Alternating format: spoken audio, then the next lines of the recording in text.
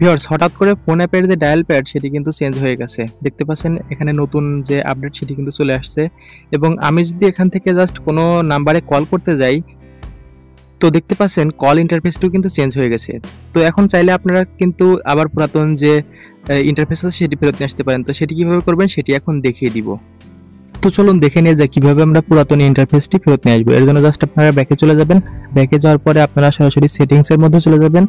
Settings অ্যাপসটি খুঁজে বের করবেন, এরপর জাস্ট সেটিংস এর উপরে ক্লিক করে দিবেন। সেটিংস এর উপরে ক্লিক করে দেওয়ার পরে জাস্ট আপনারা একটু স্ক্রল ডাউন করবেন। এখানে দেখতে পাচ্ছেন অ্যাপস নামে একটি অপশন অথবা অ্যাপস ম্যানেজমেন্ট নামেও কোনো অপশন থাকতে পারে, সেটার উপরে জাস্ট ক্লিক করে দিবেন। তো এরপরে দেখতে পাচ্ছেন এখানে manage apps, just manage apps এর উপরে ক্লিক করে দিবেন।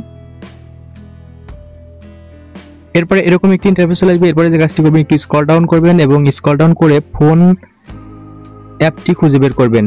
ফোন অ্যাপসটি খুঁজে বের করবেন, দেখতে পাচ্ছেন এখানে ফোন অ্যাপস, জাস্ট এটি খুঁজে বের করে এটার উপরে ক্লিক করে দিবেন। তো এরপরে যে কাজটি করবেন, এখানে দেখতে পাচ্ছেন স্টোরেজ, জাস্ট স্টোরেজের উপরে ক্লিক করে দিবেন। এরপরে এখানে দেখতে পাচ্ছেন ক্লিয়ার ডেটা, ক্লিয়ার ডেটার উপরে ক্লিক করে দিবেন। এরপরে ক্লিয়ার অল ডেটার উপরে ক্লিক করে দিবেন। এরপরে জাস্ট ওকের উপরে ক্লিক করে দিবেন। এরপর ব্যাকে চলে আসবেন।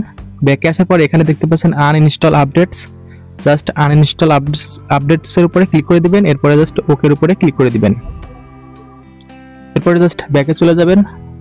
ব্যাকে যাওয়ার পরে আপনি যদি আপনার ফোনের মধ্যে ফোন অ্যাপসের মধ্যে চলে যান, তো দেখতে পাচ্ছেন পুরাতন যে ইন্টারফেস সেটি কিন্তু আবার ফেরত এসেছে। তো এভাবে চাইলে আপনারা খুব সহজে এই সমস্যাটি সমাধান করে নিতে পারেন। তো এই ছিল ভিডিওটি।